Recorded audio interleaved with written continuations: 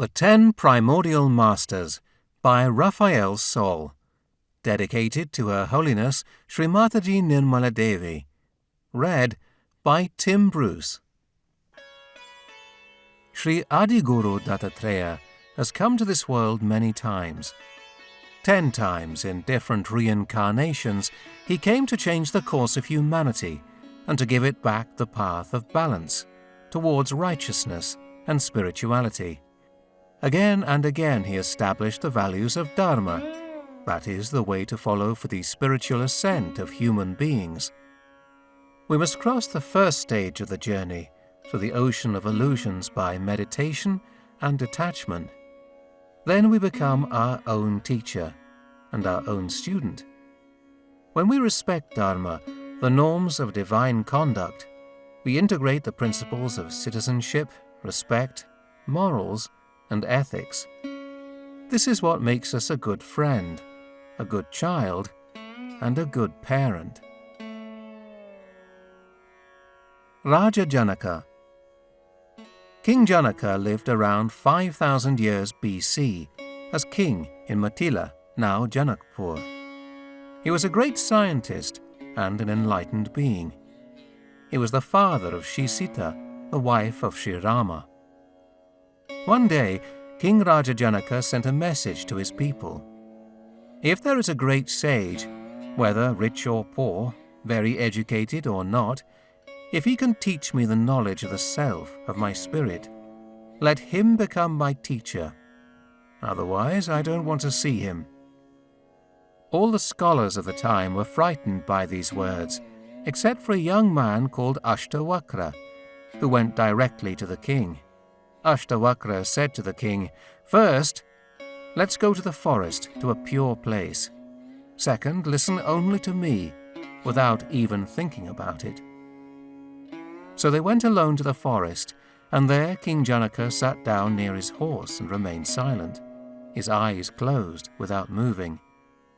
He did not move even when his officers and ministers came to call him. It was only when Ashtavakra called him that he moved. Ashtavakra said to him, "Many people have come. Why didn't you answer their calls?" The king said, "Thoughts, words, and deeds are in my head, and I promise not to think. So before I can use my head, I await your permission. What authority do I have to use my head without your permission?" Ashtavakra then said, "You have understood the spirit. It is not the thoughts in your head. It is always there in you, even if you do not think." Another day, a young sage named Narada asked King Janaka, "Sire, how is it possible that you are detached from material goods when you live in luxury?" King Janaka said, "It's very simple. I'll tell you this evening. Before that, you should follow me everywhere, holding this bowl of milk. Be careful not to spill a single drop." Narada did as he had been told, and followed the king everywhere.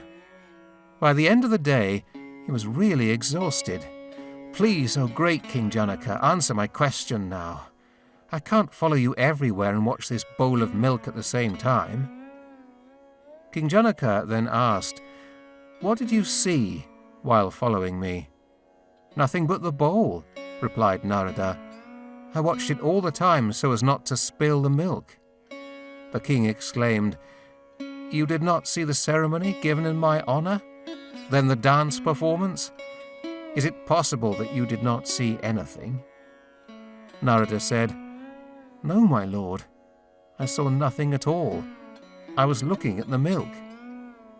Then King Janaka replied, "I never see anything either. I put my attention on my spirit, so as not to forget my true nature, just like you with your milk." Abraham. Abraham lived between 1800 and 1600 BC and grew up in Ur, in Mesopotamia. We know about his life through the stories told in the Bible and in the Quran. At that time, people believed in idols, offered them sacrifices and performed various primitive rites. Despite these beliefs, Solid faith in a single God had grown in Abraham since childhood. When he was very young, while seeking to know the origin of creation, he sought advice from his father. The latter, who worked in a store where idols were sold, replied immediately, "It is this idol who created the world." Abraham didn't believe it.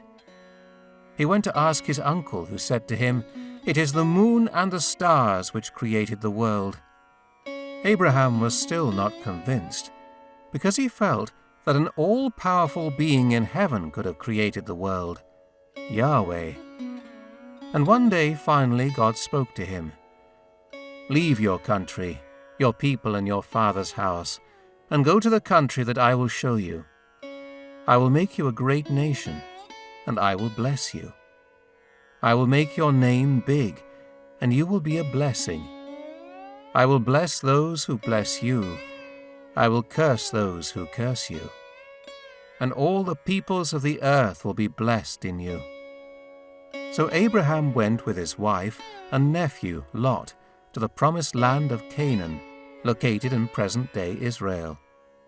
When a period of famine was declared, he and his wife went to Egypt, where they lived for a few years before returning to the land of Canaan. Time was passing, but Abraham and Sarah still had no children. They were old now.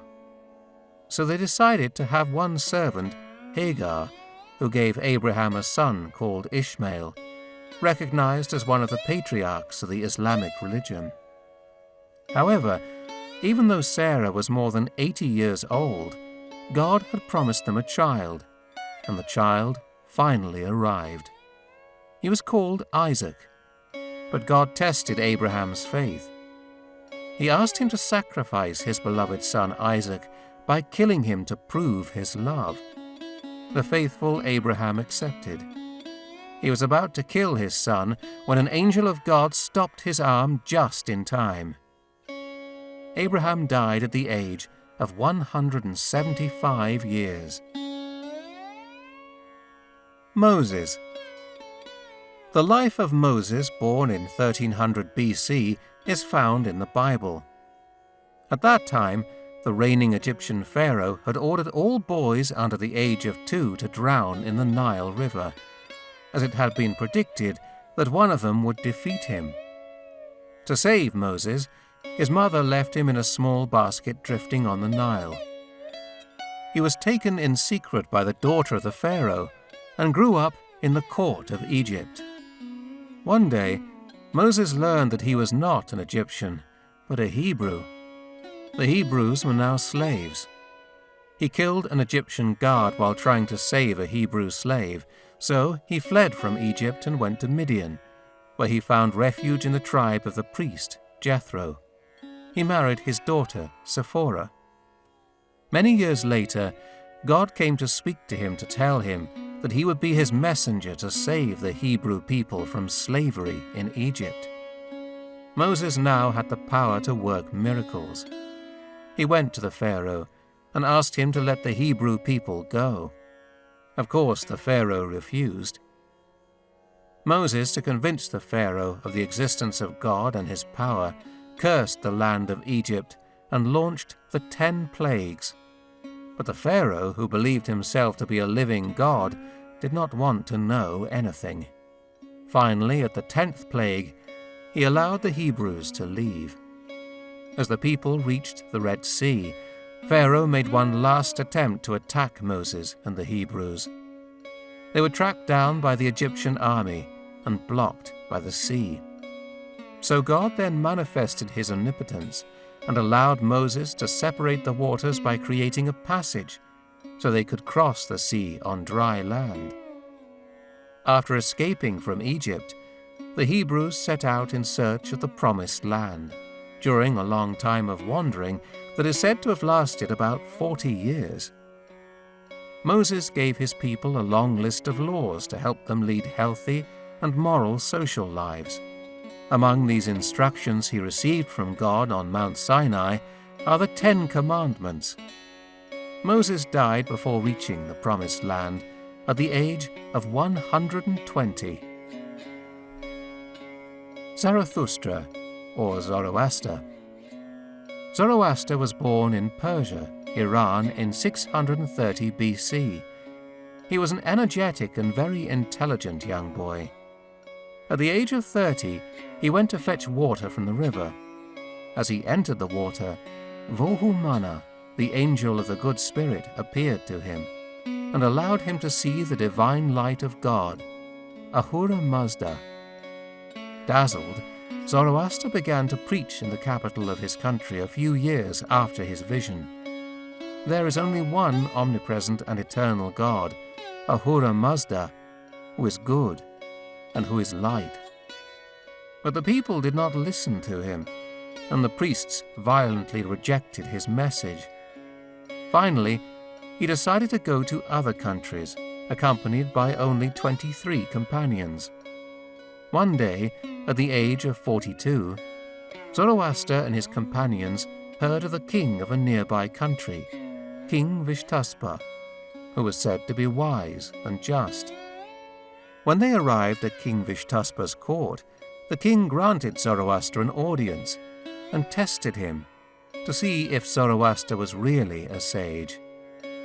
"Why do you want to acquire knowledge?" the king asked. Zoroaster said to him, "To acquire the knowledge of paying homage to God. I will meditate as much as I can to seek righteousness." "And how are you going to fight the bad people?" asked the king. Zoroaster said, "There is only one way to overcome evil. That is to increase good. There is only one way to eliminate darkness. That is to spread the light." King Vishtaspa wanted to know more. He asked, "And how is the one God going to help you?" Zoroaster was very happy to explain how to pray to the Creator Lord.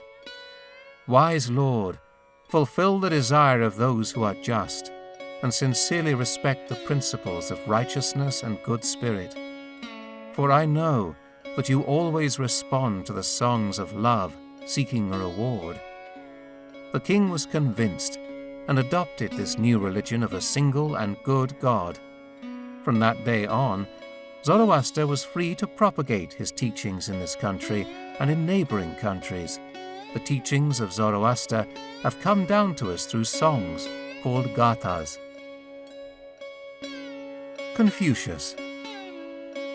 Confucius was born in Lu State in China in 551 BC into an aristocratic but poor family. At the age of 3, his father died, and his mother raised him and encouraged him to study at the age of 15. But his mother died when he was 23, which forced him to give up working at the court of his state because he had to follow the traditional mourning, which lasted for 3 years. He therefore returned to the study of ancient rites and texts. At that time, corruption and war reigned in China. To change society, he decided to teach traditional values because he believed that education could transform people. Students began to gather around him. Then Lu's sovereign went into exile, and Confucius also fled the country. It was only at the age of 50 that he was able to return. He then became the Minister of Justice, an advisor to the Prince of Lu. However, this success provoked jealousy and hostility from the other people in the king's court. At 56 years old, Confucius was once again forced to flee. But from place to place, from princes to princes, nobody wanted to hear about education. So he left, accompanied by his students. Day by day, he improved his teachings. He created the example of the honest man. The honest man, he said, is not a saint. The saints are born and remain saints, while the honest man becomes a saint by study and self-discipline. A man of quality improves his education by observing traditional rites. He also wanted to convey the idea of balance, of the middle ground to achieve happiness. The middle is what does not lean towards any extreme. To recognize what is extreme is to know the middle, as a point of balance. Balance is the law of heaven. Achieving it is the rule of life for the honest man. Some reach equilibrium in a single stroke, and others in 100 strokes.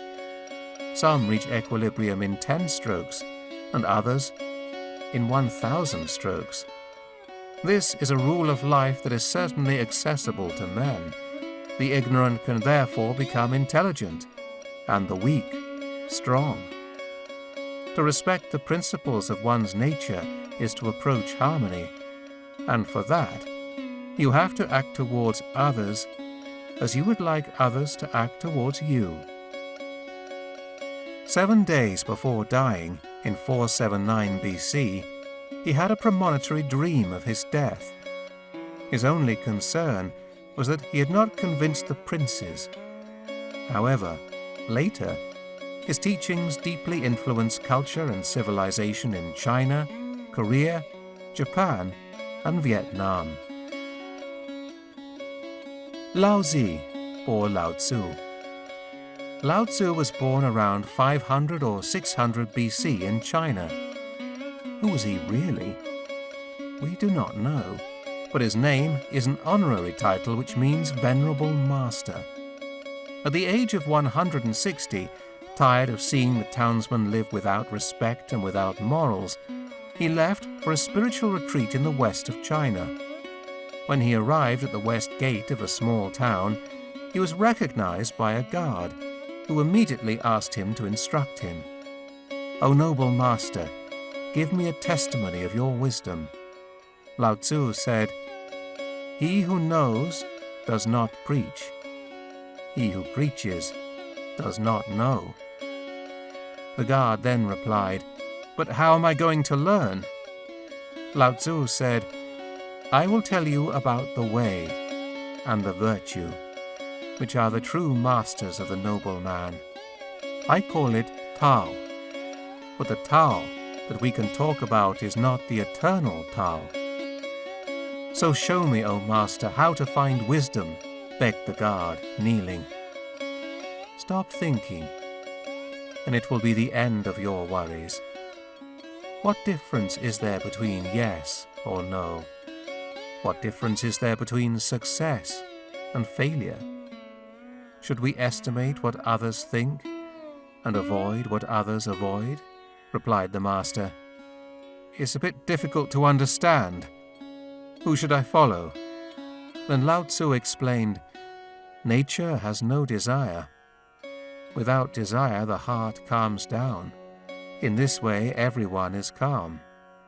A strong wind never lasts long, nor does heavy rain. If the ills of nature do not last, why should the ills of man last?" "So you must not love in order not to suffer," replied the guard. "No," said Lao Tzu. "Compassion is the best weapon and the best defense. If you want to establish harmony, compassion must surround you like a fortress. Give love for hate." Here is the legendary origin of Tao Te Ching, the great book of the way and virtue. It is a collection of poems written in classical Chinese language with rhymes and short verses for rhythm. The Tao is the absolute, the union of opposites, the union of being and non-being, of masculine and feminine principles, of light and shadow, of strength and weakness. These oppositions are represented by yin and yang.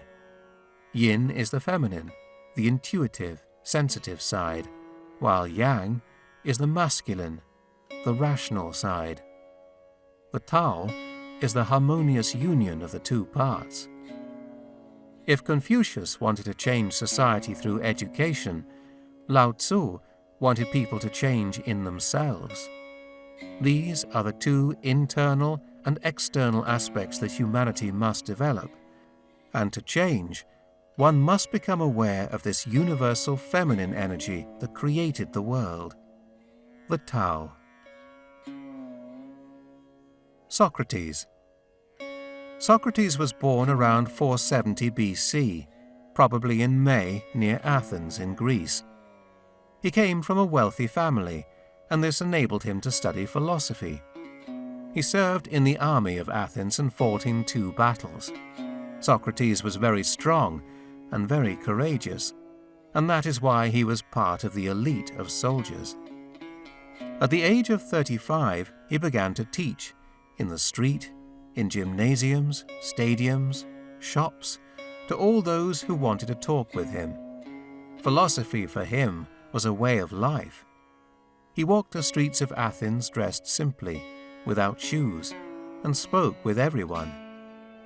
"I come among you, young and old, to try to convince you that you should not care about wealth or anything else, but only about your soul, so that it becomes as good as possible.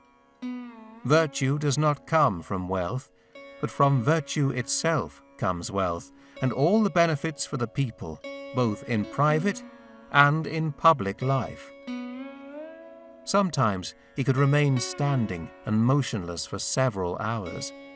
This was his way of practicing meditation, called dialogue with oneself, a method of the philosophers of antiquity. Later, he married Xanthippe at the age of 50, and they had 3 sons. As he was still not attracted to wealth, luxury, and comfort, he continued to give his lessons for free, even if his students were often very wealthy. The desire for possessions is the cause of all wars, discords, battles. It is the body which gives birth to them because of its passions.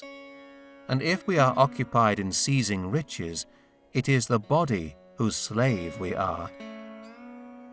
His success attracted the jealousies of those who sold their educated skills for a very high price. When he was 70 years old, 3 people tried him and accused him of not recognizing the same gods as the state, of introducing new deities, and of corrupting the youth. However, their real motives were political in nature. He was sentenced to death by drinking a poison called hemlock. He refused the help of his friends, who wanted him to escape. Why did Socrates accept his judgment? Socrates was not afraid of death because he knew that the soul is immortal. The soul of anyone who feels intense pain or pleasure believes that what caused this intense emotion is the only reality, real and obvious, when this is not at all the case. He had lived in righteousness and wanted to die in righteousness. He believed that philosophy is a spiritual way of living in harmony with virtue. A few days after his death, the Athenians repented and mourned, closed schools and theatres, and condemned his accusers.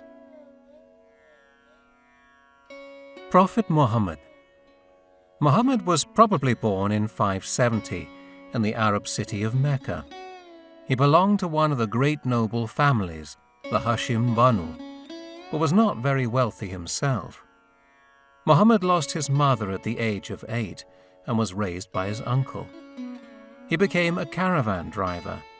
Then, at the age of 25, he married Khadija, a wealthy and older woman who had been divorced and was then a widow. They were happy for 25 years and had 6 children, but only 4 daughters survived.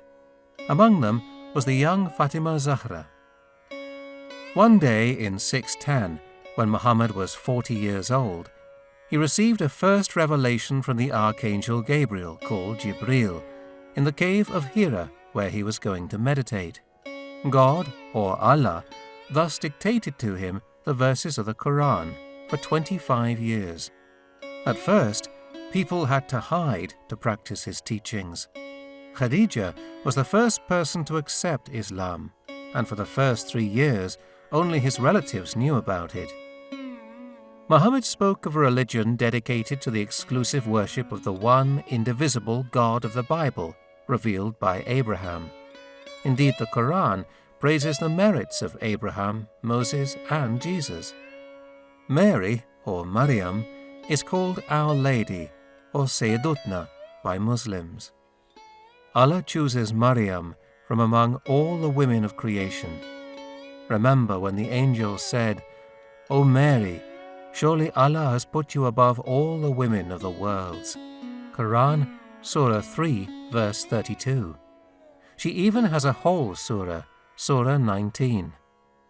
However, the government in power did not like the idea of a single compassionate God because they traded with idols. Then, in 619, with the death of his uncle and his wife Khadija, Muhammad lost his two precious supports in the city of Mecca and was forced to flee the first time so as not to be killed. He later returned to Mecca, but in 622, the Muslims had to emigrate to Medina. This flight, called the Hejrah, marked the year zero of the Muslim calendar. It was the start of a period of wars. In January 630, the Prophet Muhammad conquered Mecca with an army of 10,000 faithful, without opposition from its inhabitants. 2 years later, he died in Medina.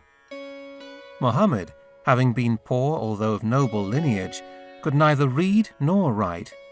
It was 40 years after his death that the Quran was edited by some man who had killed Hazrat Ali, the son-in-law and cousin of the Prophet, and the husband of his daughter, Fatima Zahra. Then he had their 2 sons, Hassan and Hussein, murdered. The sacred Hadith are the words of the Prophet, or Sunnah.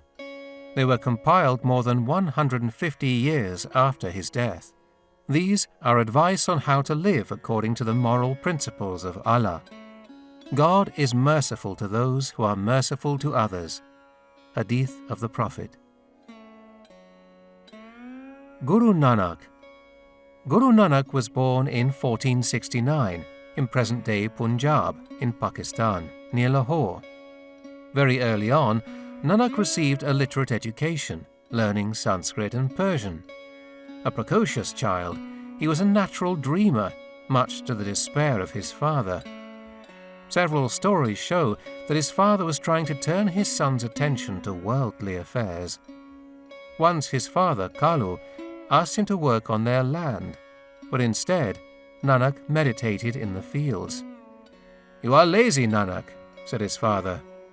Guru Nanak replied, "I am not idle. I am busy looking after my own fields."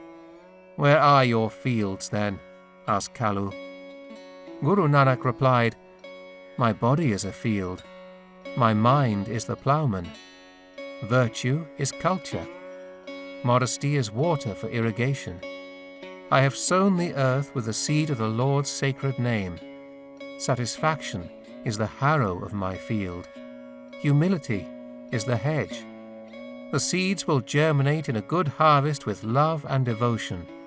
Happy is the house which profits from such a harvest." Guru Nanak married Mata Sulakni, and they had 2 sons. He devoted himself to his family for a few years, and then people began to recognize his divine qualities. He was encouraged to travel and was given material support to do so. At about 30 years old, he left for long trips to India and beyond, to Medina, Turkey and Arabia. He spoke with all people, without distinction of rank or caste, to give a message of love from God. He understood that there were neither Hindus nor Muslims, just men loved by God. It was then the birth of the Sikh religion. One day, a disciple asked him, "But what must we really ask of God to draw near to him?" Guru Nanak replied, "Love God as the lotus loves water, as the bird, chatak, loves the rain, as the woman loves her husband. Make divine love the feather and make your heart the writer. If you repeat the name of God, you live. If you forget it, you die. Open your heart to Him." After years of traveling and preaching, Guru Nanak settled with his family in Kartarpur. He died on September the 22nd, 1539, at the age of 69. His teachings are gathered in the Adi Granth, the sacred book of the Sikhs. Sainath. Sainath's birth is a mystery. No one knows when or where he was born, or even if Sainath is his real name. He is believed to have been found at the age of 4 or 5 in the village of Selu in Maharashtra, India, in 1859. A stranger arrived in the village of Shirdi around 1870, aged about 16, dressed in traditional fakir attire and practicing yoga exercises. Imagine the astonishment of the villagers. At first they took him for a nice fool, because he lived alone and slept on the floor. Then Sainath settled in an abandoned mosque, where he kept a fire and an oil lamp permanently lit. He lived on gifts which he gave back to the poorest of the people. One day, lacking oil for his lamp, he asked a group of young people to give him some. "Oh, but here it is," said one of them. But he laughed at Sainath and only gave him water. Very calmly he went home. The young stupid men followed him to spy on him. They saw him put a little water in his lamps, and they lit up. Then, filled with shame, they understood that they were before a saint and asked him to forgive them. Sainath was cheerful, as forgiving was easy for him. Soon, many devotees came to see him from all over the country, attracted by his miracles. They began to call him Shirdi Sai Baba, because Sai means Muslim saint, and Baba means father in Hindi. Shirdi was his place of residence. Even though he had never studied, he was very familiar with Islam and Hinduism and their sacred texts. He was a vegetarian, like the Brahmins, but also wore simple clothes, according to Muslim custom. He declared himself to be both a fakir and a Brahmin, and believed in the unity of religions. He used to give people what they asked for, even if they never came back to see him. He said, "I give my people what they want, so that they start to want what I really want to give them." He was never strict or severe, but he was extremely patient. "If you stretch out the palms of your hands towards me in devotion, I will be immediately with you, day and night. Even if I'm not physically with you, I know what you are doing beyond the 7 seas. Go where you want in the wide world. I am with you." He left this world on October the 15th, 1918, while sitting among his disciples in deep meditation.